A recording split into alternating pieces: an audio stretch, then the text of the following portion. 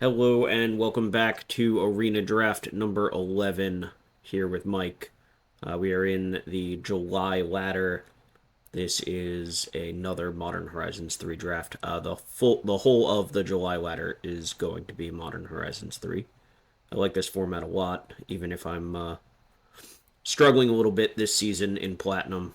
We have uh, only like a 55% win rate or something at the moment. The goal is to end the season around 60%.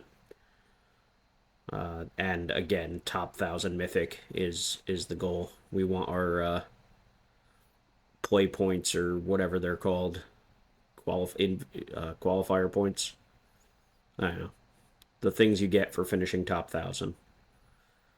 Not that I ever use them, but just stack them up, I guess. All right, so pack one, pick one. We have Marionette Apprentice or Eladamri. I think are kind of the only two choices for pick one. Sneaky Snacker's a fine card in the draw three strategy, but not something I'm looking to first pick. You can wheel Sneaky Snackers pretty often if you wind up in the blue black deck. Marionette Apprentice, obviously very good, but in a much weaker color. So, given that Eladamri and Marionette Apprentice are both very good cards, I want to take the one that is in a better color, given the option. So, pick two, we have Cursed Wombat, which is spectacular, but I have not personally had very much success with the Golgari Modify deck. There's Wither and Bloom, which is one of the premium removal spells in the format. Witch Enchanter, which is very good, though green-white isn't really one of the better color combinations. And then Basking Brood Scale, which just keeps us on color and is also a very good 2-drop in the set. I think I like Brood Scale here, though Cursed Wombat is, again, very, very powerful card, just unfortunately in a worse archetype. Pick three, there's...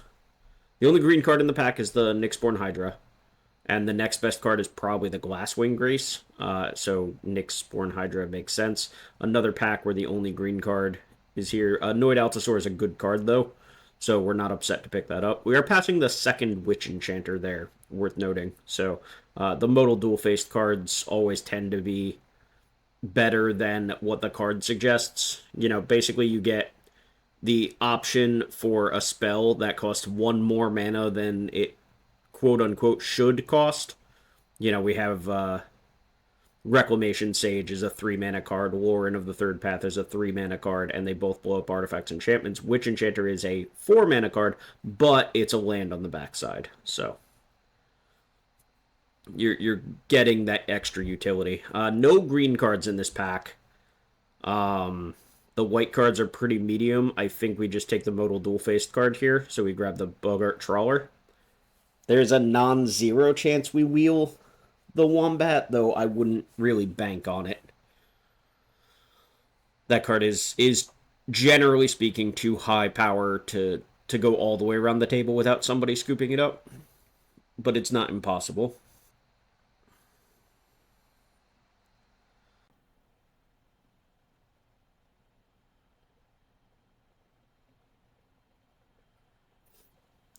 So right now we're sitting here looking at, basically 4 playable green cards and a Bogart Trawler. The Trawler is perfectly fine. If we wind up green-black, then, it is what it is. We just have this mid-rangey card. Here we have an option for a pretty late Wither and Bloom. This is pick 6, or a second Nyxborn Hydra. As I've mentioned in previous drafts, black tends to be the open color. Black is one of the least deep colors in this draft environment. So you wind up getting like the good black removal later than you otherwise would because people are tending to shy away from black. That said, I think the Wither and Bloom is significantly better than the second Nyxborn Hydra. I think. That's certainly debatable, but here we have Ripples of Undeath, which I think is basically unplayable, and then a Dream Drinker Vampire, which is a fine 2-drop. Not anything particularly exciting, but fits the curve well. Plays into the typical green-black strategy. This is, generally speaking, a modified deck. So being able to have something that can modify itself and then take advantage of things like the expanding ooze and others. So we grabbed an area auxiliary there. I think more because there was just nothing playable, and there's a non-zero chance we can splash or play off of, or move into white. We're not exactly thrilled about. We did wheel the Cursed Wombat, so never mind on the area auxiliary. Sorry to cut myself off. Uh, yeah, so area auxiliary just plays into the modified deck. There's a non-zero chance we can splash it, but we did when we do wheel the Cursed Wombat, we do just kind of want to move into the black green modified deck and just keep it there, unless our mana winds up being exceptional. Like if we pick up multiple Glasswing Grace, multiple strength of the whatever that modal dual faced card is, the green white one, where we can kind of like for free splash the area auxiliary. I'm not even going to really worry too much about it. Second Annoyed Altasaur here. The Glyph Elemental is obviously neat. Branching Evolution plays well with the modified deck, but at the end of the day, it's a do-nothing enchantment for 3 mana.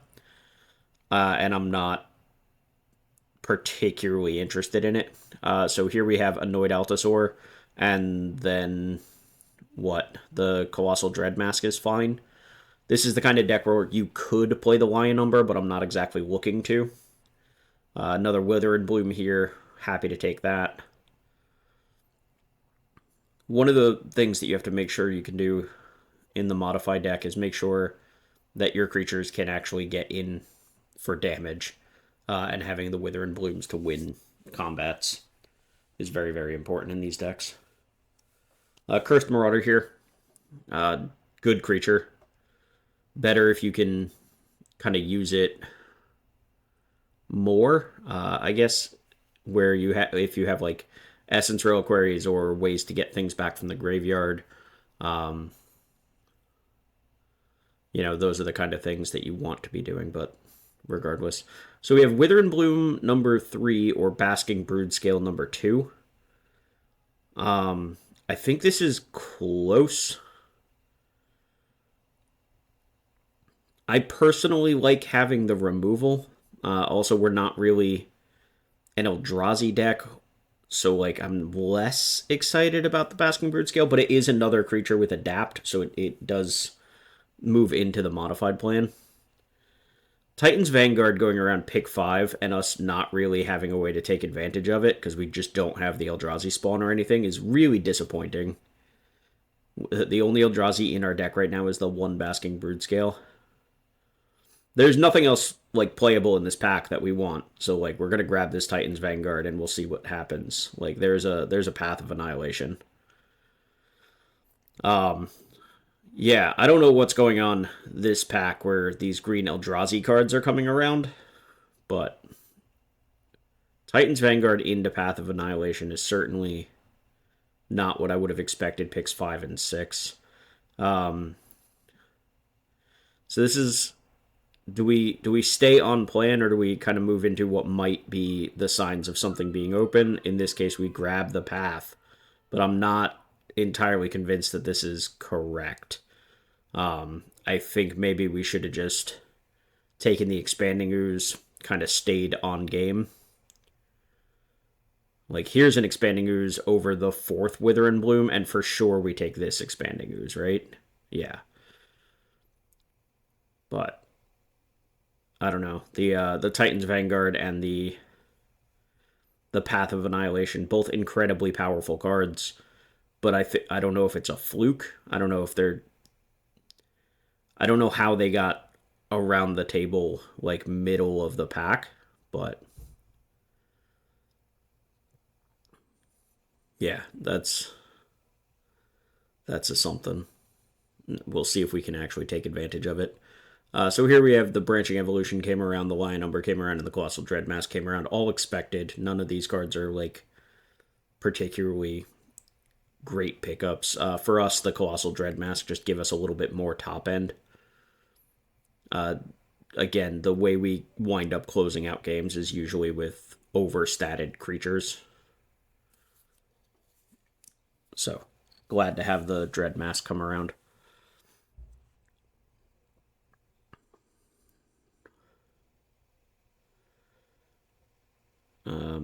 Bunch of nothing.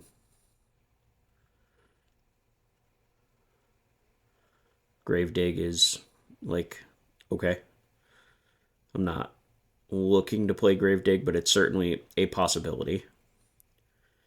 Alright, so pack 3, pick 1. I see an Evolution Witness, I see a Disciple of Freyles, and not really anything else. We're not taking this Volt Storm Angel, we're not taking the Area Auxiliary. We don't need the Flooded Strand. So, yeah, this pack, not really much for us. The 2 green cards, the black card is not what this deck is looking for. When in doubt, take the Modal Dual-Faced card. Also, I just, in general, like, that card's very powerful if we're sacrificing one of our modified creatures. That just has been Dog Umbred or similar, where we just get to draw a pile of cards. Yeah, I think we want the mana here.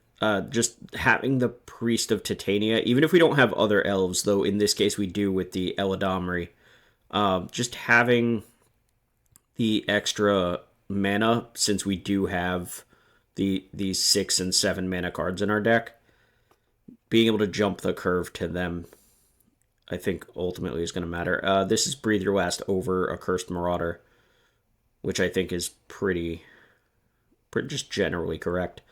Propagator Drone is not at its best in this deck, but is still a very good 2-drop that can just, when you have more mana than you need, just start spitting out bodies.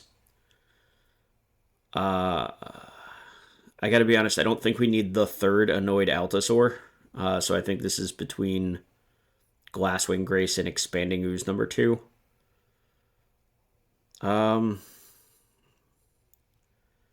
I would love to get a check on our creature count. I think that's the difference maker.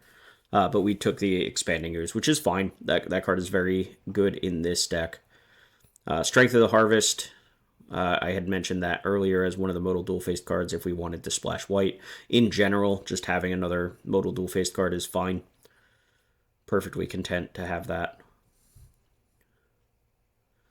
Yeah, Gravedig, moving on out of here. Probably moving this Titan's Vanguard out. If we're doing that, we're probably moving the Path of Annihilation out as well.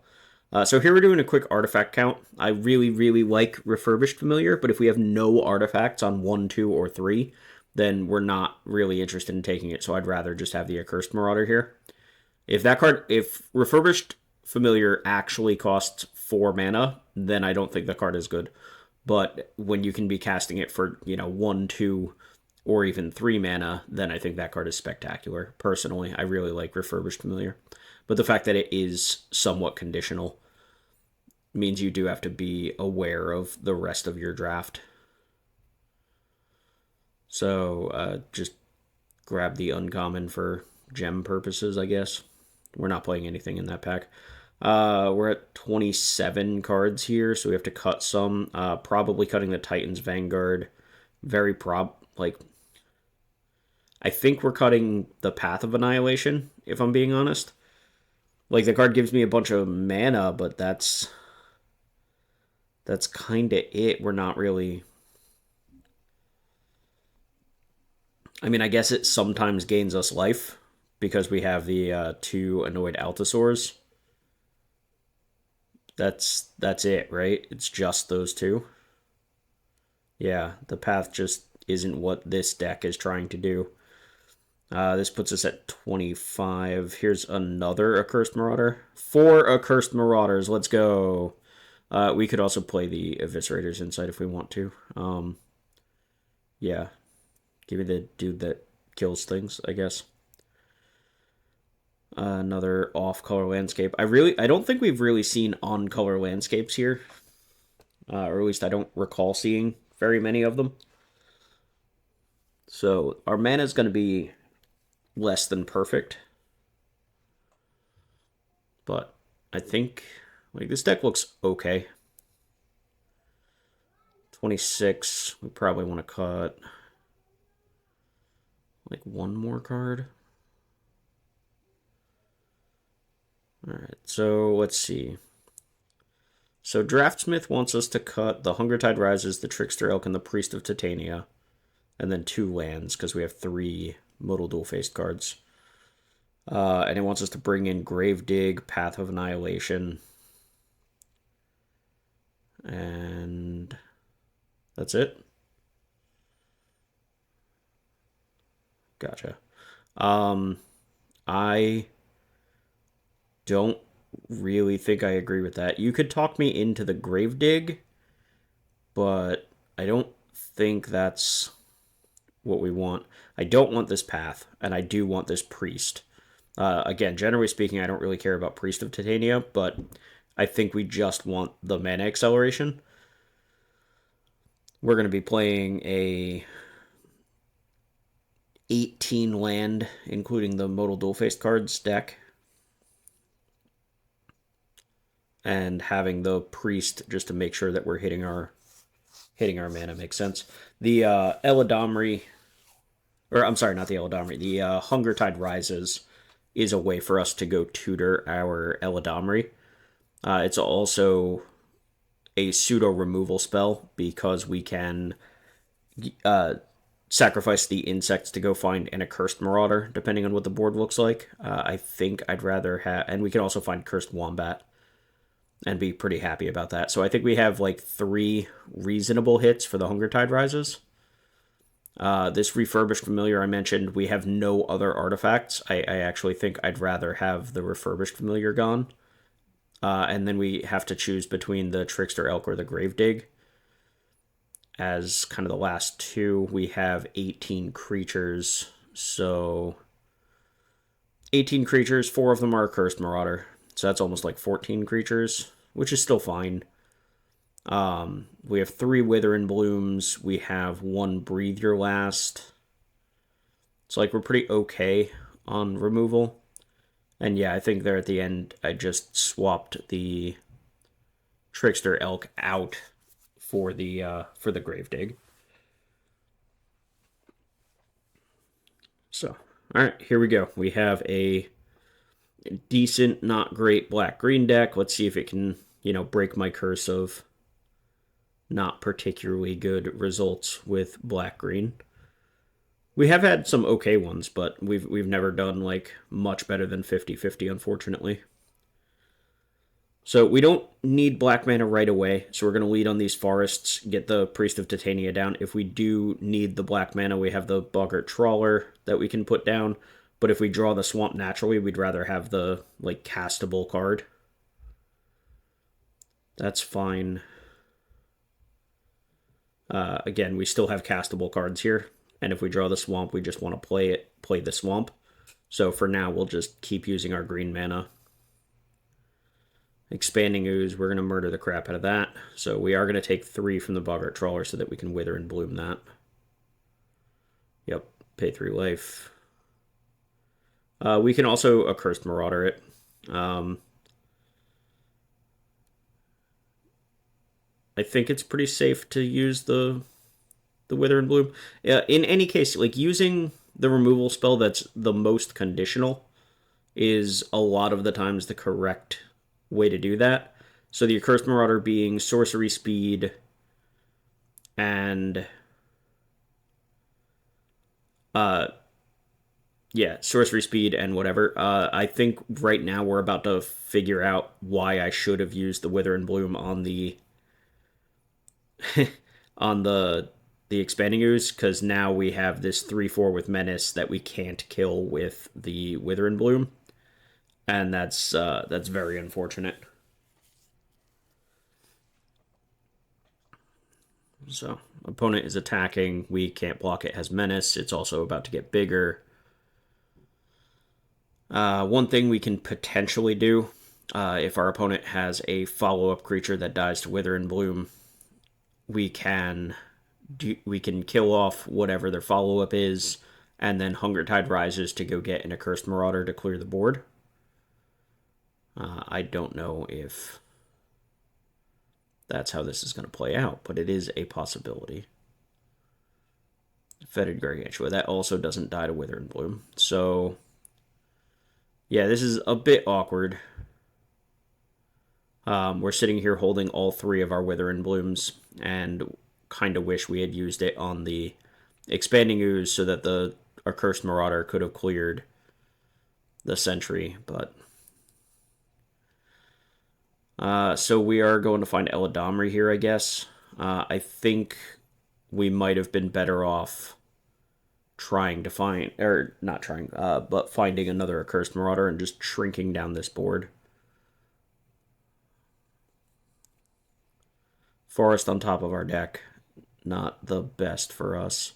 Opponent going to get some pretty real advantage here. They can draw with the Gargantua and then Wither and Bloom put a counter draw again.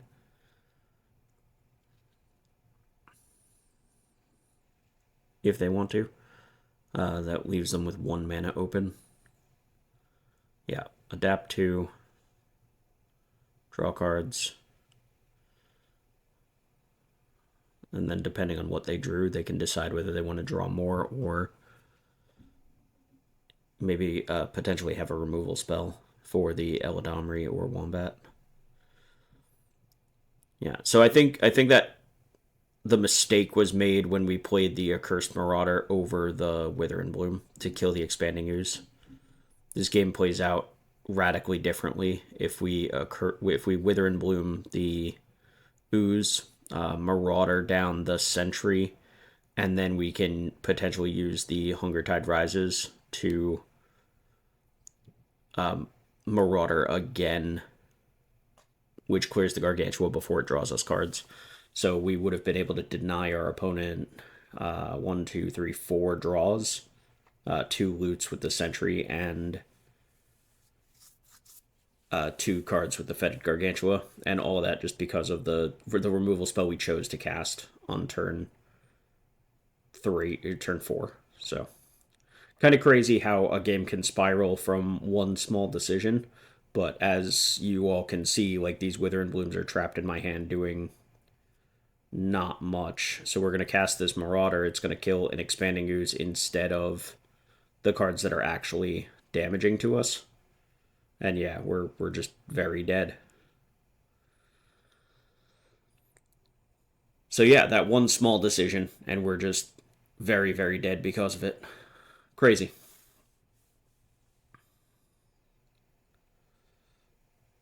Obviously, it's hard to know that our opponent is going to play multiple 4 toughness creatures in a row instead of any other, X3s.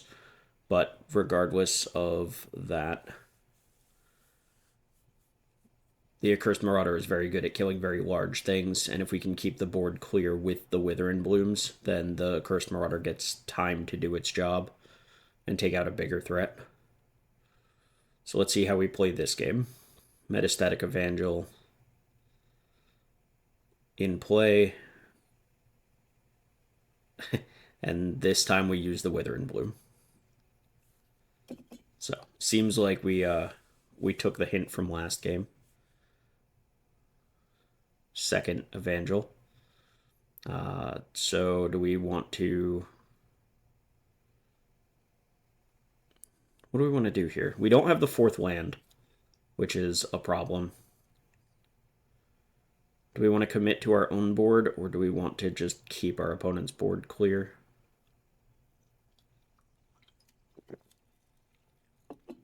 The Evangel can snowball very quickly. But it does... the Emperor gets to exile Wither and Blooms, which is annoying.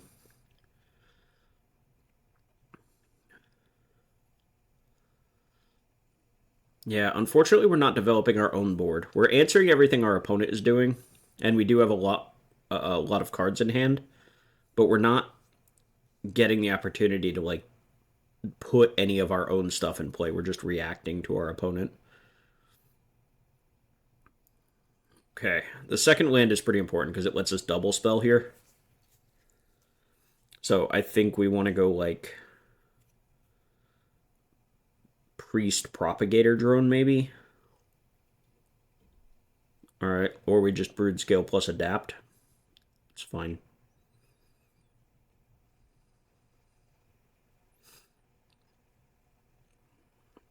I'll never understand why it asks if we want to make the thing. Like, is there a situation where we wouldn't want to make a Eldrazi spawn? If you can think of one, let me know. Especially in this format, I can't think of a reason to not want to make an Eldrazi spawn token.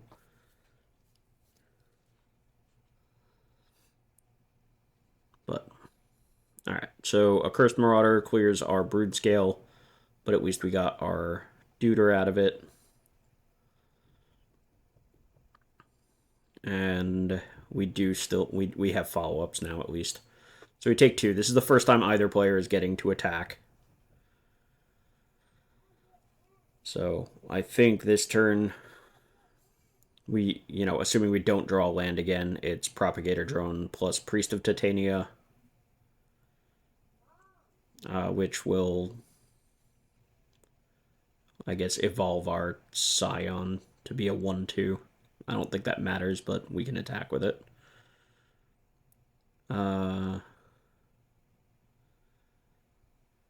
So I know we want to get the Priest down. I'm sure of that because we want to get to 7 mana so we can cast this Annoyed Altasaur. Yeah, okay. Evolve this. Okay. I don't know why we're sandbagging the Priest. Okay. The Dream Trigger Vampire would have evolved the Scion again to be a 2/3. But yeah, I don't think that the point of power on the Scion is worth more than having the Priest in play, putting us only 1 mana off of casting the Annoyed Altasaur. Now, even if we draw a land, we can't cast the Altasaur yet. So, yeah. So this turn, yeah, so we drew the land, so we could have cast the Altasaur, but oh well.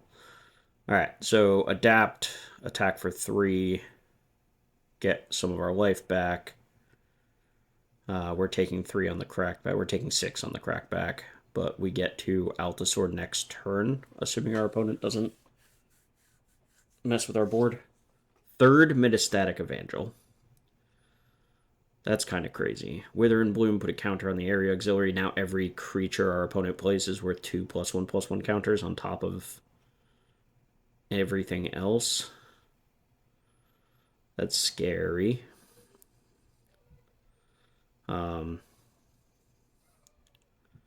Yeah, so Annoyed Altasaur. I suppose it's kind of reasonable. We could have just double kill spelled that turn.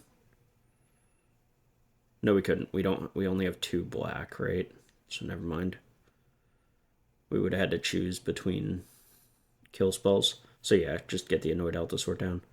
Solstice Zealot, tap the big dumb reach blocker. Opponent's in for 4, which means that they don't have a creature.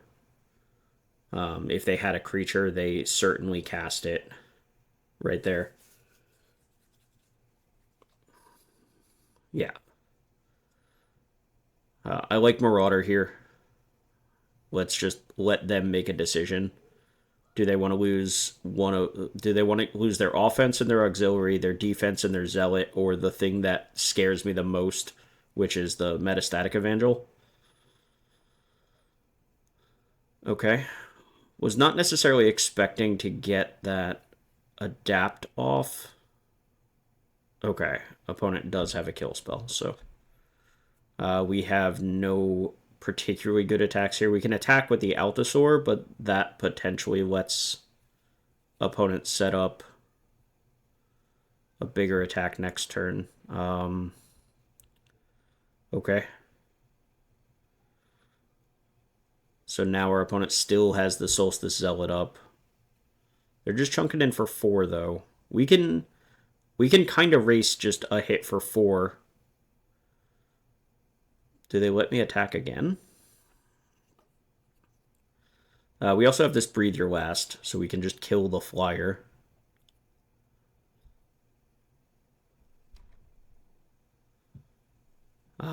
If we aggressively use the Breathe Your Last on the Solstice Zealot, we have lethal in play, but they would tap the Altasaur in response to the kill spell if we did that. Okay, so they're tapping the Lifelinker, which is kind of scary. So we can attack for a bunch, put them to 3, then Disciple of Freyles, gain 3, draw 3.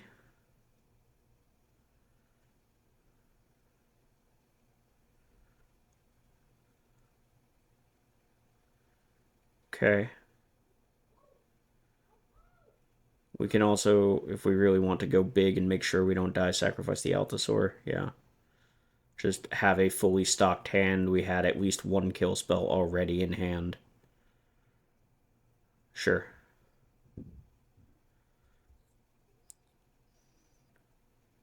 So we lost our big dumb trampling boy, but we have all the cards in the world now. Cursed Marauder. We'll sacrifice the Marauder. They'll sacrifice the sick Zealot, most likely. Nope, they're sacrificing the Flyer. Okay, so they're... Let's make all 3 of our creatures lethal. Otherwise, we can... We either make all 3 of our creatures lethal, or we go to... Yeah, okay. Wither and Bloom there, which gives the vampire menace. Again, they have to tap their guy to deal with the vampire, and then they can't stop the 2 other creatures. Okay. So we were able to win that one. That one was a weird game. Opponent just... We kept being reactive to what the opponent was playing.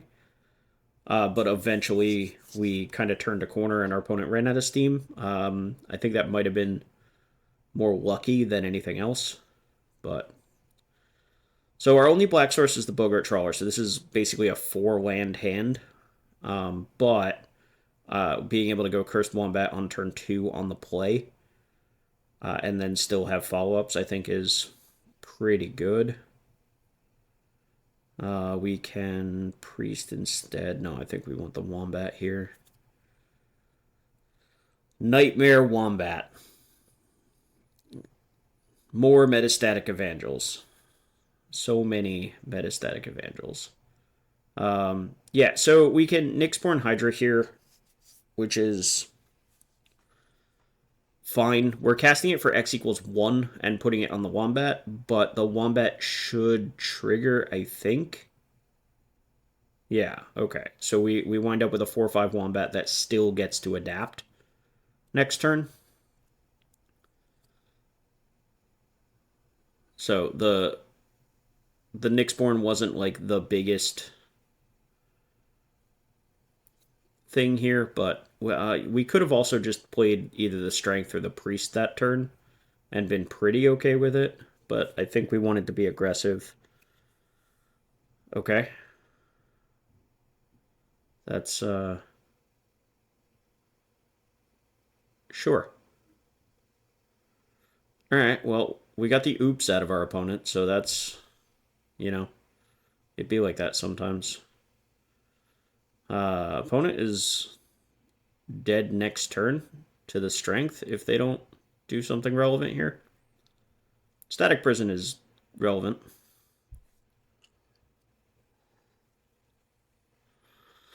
Yep.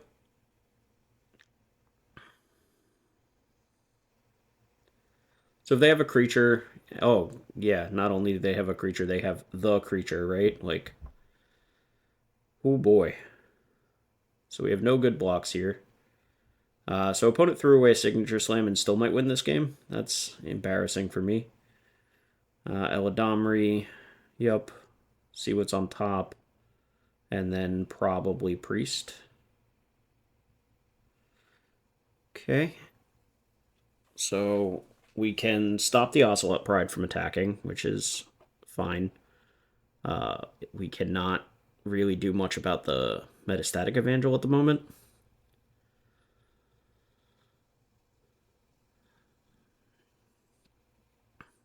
So let's see what else opponent has. Our hand looking kind of weak at the moment. The strength, like, yeah, it's a big bonus, but not particularly good. In the Gravedigg, we have nothing in our graveyard, so it's literally just a grizzly bear.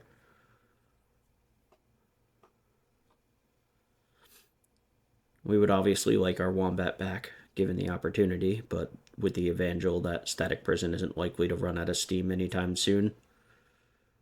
At least at the moment, opponent doesn't really have any ways of gaining life. Yeah, he says right before the Ocelot Pride becomes a 3/3 with first strike, and we're super dead. We're so dead. This is, yeah. Yeah. Okay, Hunger Tide Rises doesn't do it. Gravedigg still has no text. Strength, I don't think gets us anywhere. So we have to strength onto the Nyxborn Hydra Gravedigg, make a guy, and then eat the area auxiliary, chump the 7/5, chump the Ocelot Pride, eat the cat. Is that where we're at? I think we have to strength on the Hydra. Yeah. And unfortunately, we don't have lethal here, or we would try to get the attack in. But all right, so Static Prison, yep, keeps the Wombat. So as it stands, we're not dead. Now we're dead.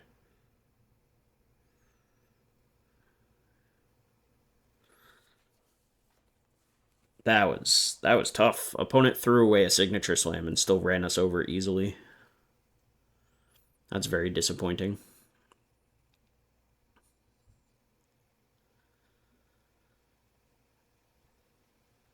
So the real decision there was the casting the Hydra early, just getting it down on the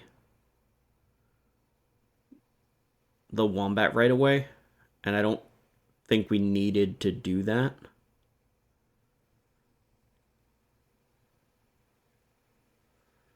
Like, we could have played the strength that turn instead. It's the same size boost, but then we have the Hydra that we can play later, and it's a bigger boost at that point. I don't know. It's all right. Anyway, we're 1-2. Yeah, we're not looking great. We're losing to like mediocre draws and like our opponent making mistakes and still not winning, which does not bode well for the outcome of a deck.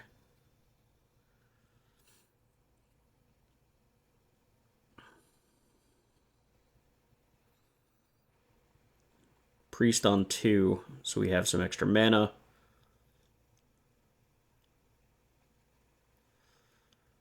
Still a long way from this Annoyed Altasaur. We do have access to our removal spells.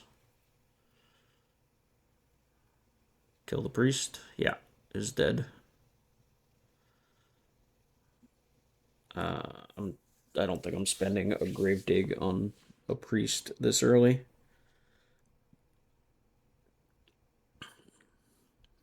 If we don't do anything next turn, like if we don't draw anything relevant next turn, if we get to end step, kill our opponent's 3-drop, and then untap Gravedigg as a Gravedigger, I think is okay, but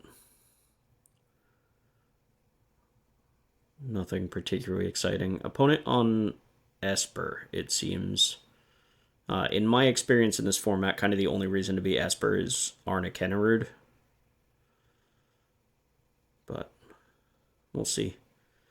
I think we're just expanding ooze here. Like, I don't really particularly want to get that priest back. Yeah, just play the expanding ooze. If we get countered, we get countered. Then we have something we'd rather get back with the Gravedigg anyway. And expanding ooze gets very big very quickly. Like, it can start running away with a game very quickly. So Jolted Awake, cycled.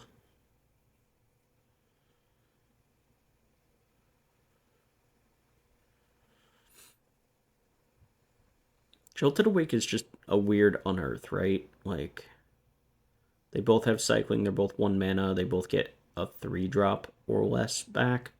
But Jolted Awake has more upside because if you have energy stockpiled, you can get bigger things. Alright, so opponent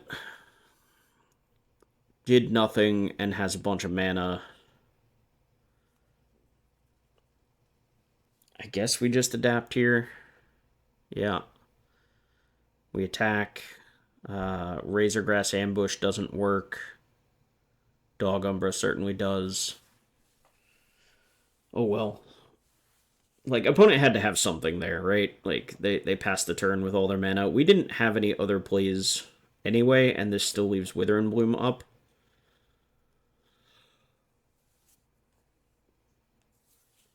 I will be honest, I would have rather they just killed it so we had a target for this Gravedigg, but that's okay. We could have Gravedigg there, got back the Priest, but that's still 2 turns away from an Annoyed Allosaur anyway. Yeah, if opponent's content to pass, I guess we're content to just wait. Okay, we are now 1 mana away from this Annoyed Allosaur. So yeah, we could Gravedigg for both halves.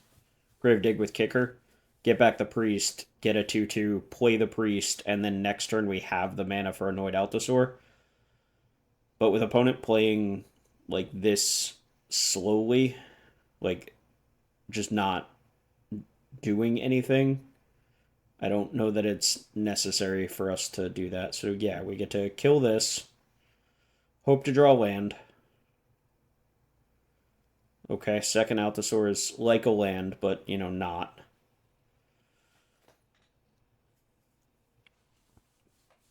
We're still under no duress, so just waiting to be able to play the Allosaur is fine. Land for Allosaur. Okay. So now we just start jamming dinos until the game ends, right? Dino Cascade into Dino Cascade. Cursed Marauder. I think that's actually fine. We get to sacrifice the Expanding Ooze. So this Annoyed Allosaur just puts 2 bodies into play, basically, which is fine for us.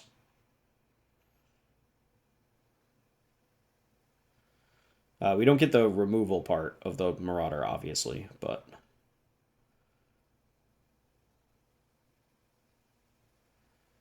Here's our dinosaur.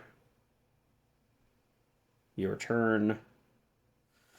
And now we have follow-up dinosaur. We can Gravedigg the Expanding Ooze, or if they deal with one of the dinosaurs, Gravedigg the dinosaur, and then we still have Wither and Bloom available if our opponent does present a threat. So I think we're looking pretty okay this game.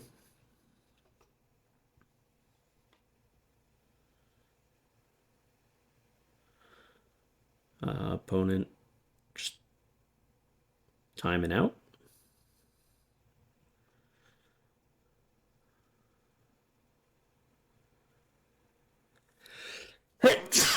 Excuse me.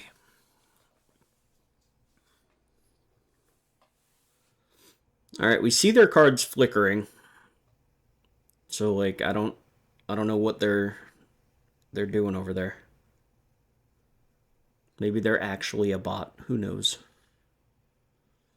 Although if a bot is in platinum, that's pretty impressive. Good job, whoever coded it, I guess.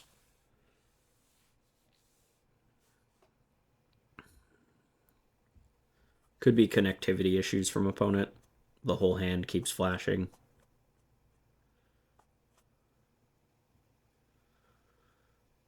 Okay.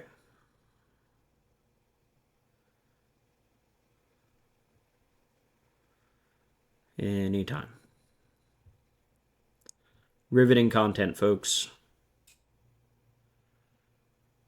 We take free wins when we can get them, but another Ocelot Pride. Man, we have played against a lot of Metastatic Evangels and a lot of... This is the second Ocelot Pride. We're only on, like, the fourth game. This is wild.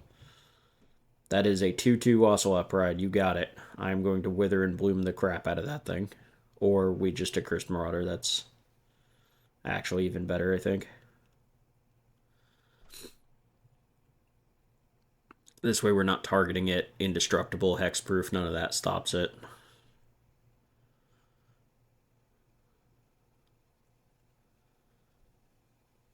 Alright. More rope running. Okay. Is this the case of, like, boredom as a win condition? Like, you just do this to your opponents so that maybe they just don't want to wait for it and dip out? That can't work very often, right? If at all. Like, I can't imagine that working. Yeah, you got it.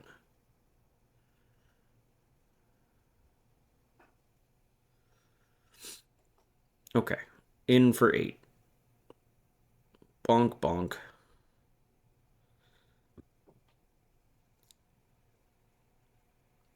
So, should we have grave digged for the expanding ooze? 6, 7, 8, 9, 10, 11, 12, 13. Alright, so if we had grave digged for the expanding ooze and played the expanding ooze, we were representing lethal this turn. Opponent would have had to do something. The problem is opponent is in, you know, black-white, is in Esper, so they have potentially Wrath of the Skies and potentially Toxic Deluge. So, I don't know. It's close. Just jam another Altasaur here, I imagine. Yeah.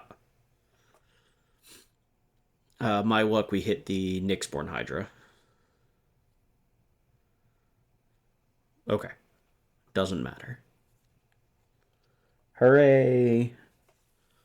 We won a second game with this deck. Yeah, so opponent just kind of passed and did nothing several times, and we just got to sit back and wait to develop our mana until we started, casting the top end of our deck, which we happened to draw 2 out of 3 pieces of. I guess technically 3 out of 4 because we ended the game with the Disciple of Freyles as well. This hand is fine. The Accursed Marauder more or less makes it so that we're not just going to get run over. Nyxborn Hydra is okay, not particularly great in the early game. And the Hunger Tide Rises can potentially turn into an Eladomri and give us some card advantage. Though that is a long process.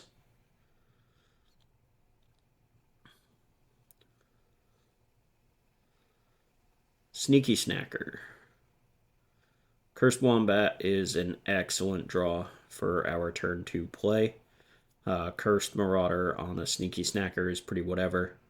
Although, yeah, so here's a bit of the problem. Trading the Wombat for the Kami of Jealous Thirst is not great. It's not my idea of a good time. We also don't even have a way of pumping the Wombat at the moment, which means the Kami just holds me off for now. So, yeah. That Kami is just kind of like a brick wall for what my deck is trying to do. I don't really have much by way of evasion. So just a 1-3 with Death Touch can hold off half of my creatures and trade with the other half. Kyrix, Son of Yawgmoth is not a card I was expecting. I'll be honest with you.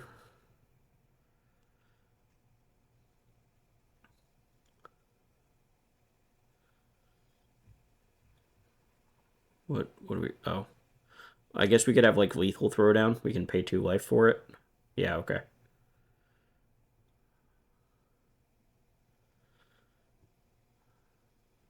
Alright.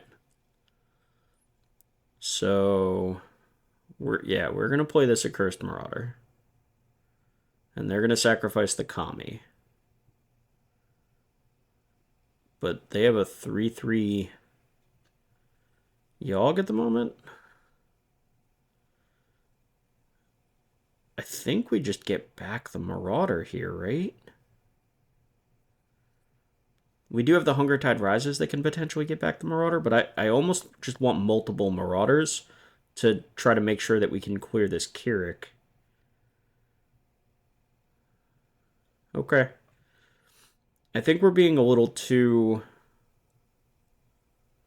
I don't know, conservative with this Gravedigg. I think we should have just gotten back the Cursed Marauder. It forces our opponent to play out another creature this turn or lose the Kyrix to the Marauder. And if they do play out the creature, we still can Marauder, and then on the following turn, the Hunger Tide Rises can Marauder again. So, I'm not sure if I just, like, have it in my head. Okay, so, I guess we get to do this anyway. A Cursed Marauder and clear the Kyrix. Since our opponent didn't play a creature. I don't know.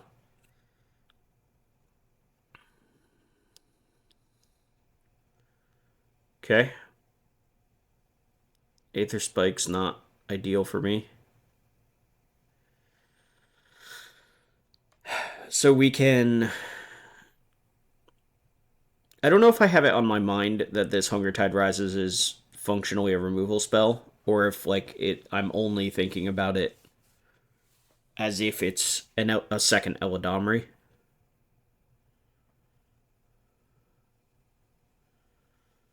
Leave back the idiots so that we can potentially block.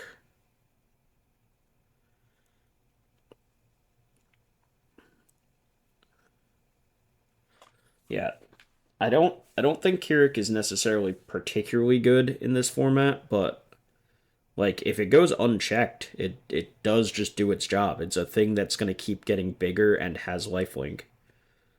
All right, so I think we should just get an Accursed Marauder here. Okay. Graveyard.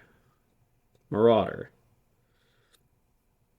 And now there's no like opportunity to respond with like a counterspell or anything. So we do get to clear the Kyrix.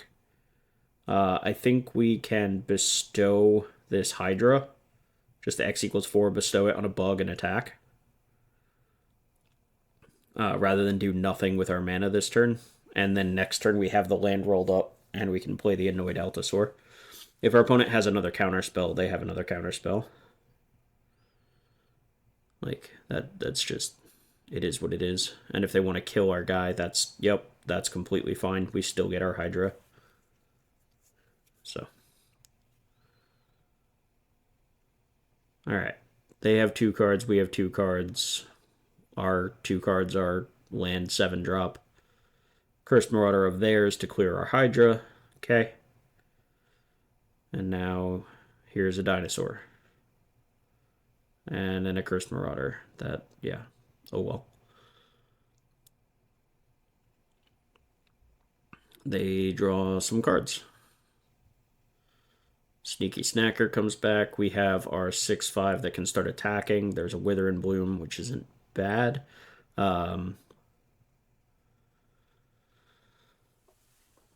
I don't know if we need to do it right this minute, but I think we probably are going to wind up... Well, I guess we...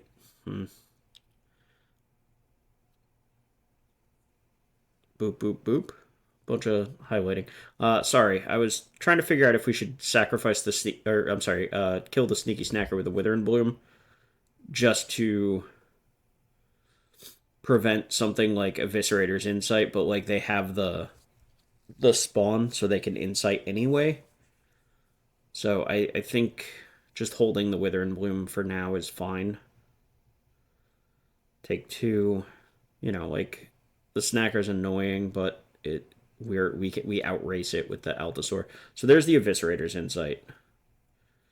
They get the snacker back.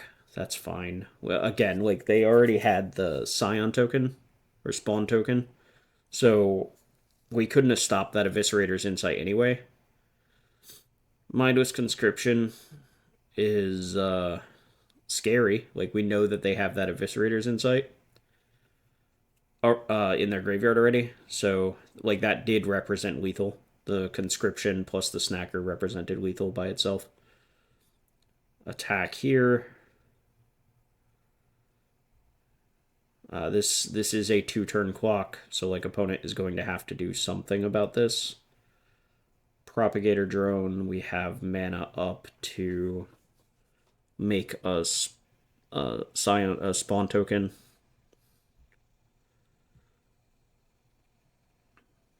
Opponent has a lot more cards in hand. They have drawn many, many extra cards with Insight and Unfathomable Truths.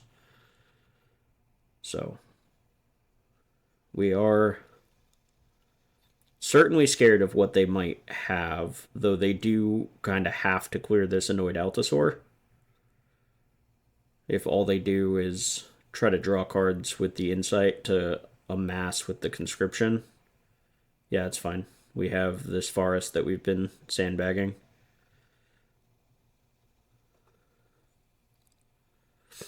Okay. So they're not attacking. So if they have another Eviscerator's Insight,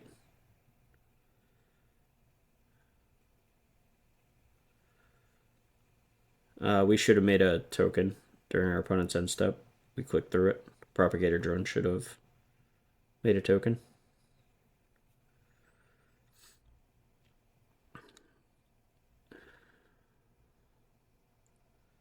So if they have 3 toughness.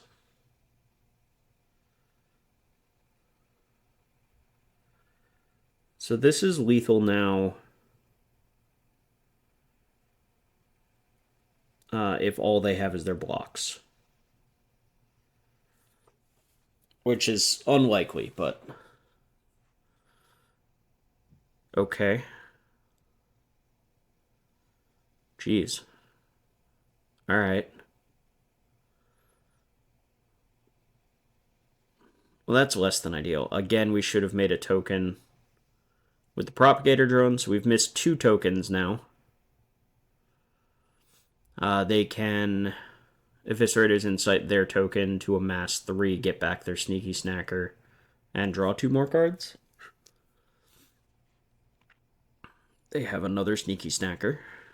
They can now... They can still do it, sacrificing the real Sneaky Snacker, and it gets back both and amasses 3.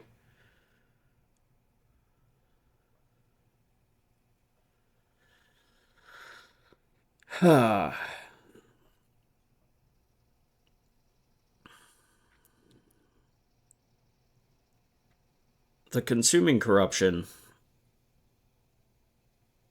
to blow out the Altasaur stings. We're just playing this as a 3/3. That's so bad.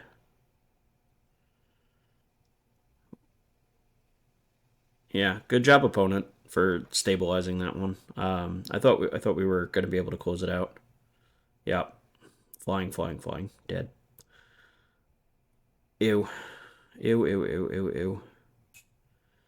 Okay. Yeah, sometimes it just be like that. We flooded a bit at the end there, but regardless of the flood, like, opponent did a good job of stabilizing. The Consuming Corruptions did a very good job of keeping their life total high enough that we couldn't quite push through lethal. Like, we made that attack with the Annoyed Altasaur, um, knowing that there was no way they could block to survive that attack, but obviously they had the ability to have like a Wither and Bloom or some kind of a trick that would potentially let them survive the turn. But yeah, no, they were able to Consuming Corruption, which made a good trade with the Eviscerator's Insight still already in their graveyard, so they knew they would be able to get back the Snacker and trigger the Amass one more time. Yeah, fair play. Good job. Unfortunately, this deck only got a 2-3. We did get to use the Hunger Tide Rises as a kill spell by finding an Accursed Marauder one time. We punted one game by using a Marauder instead of a Wither and Bloom. Which I say punt. I'm not even sure punt is the right word. It was certainly a judgment call as to which removal spell we should use, and it wound up being the wrong one based on what our opponents played after the fact. It is possible that it was the correct call statistically. I don't think it was. I think we should have played the Wither and Bloom. But either way, in any case, I continue to struggle drafting green black and getting winning records with it, but the deck seemed pretty okay. It just, yeah, good play by opponents. Yeah, we'll try to do better in the next ones. The record right now is, yeah, a little better than 50-50. Not exactly on par with what I think we need or what I'm capable of. So hopefully we can turn it around soon. All right, thanks for watching, everybody. Bye.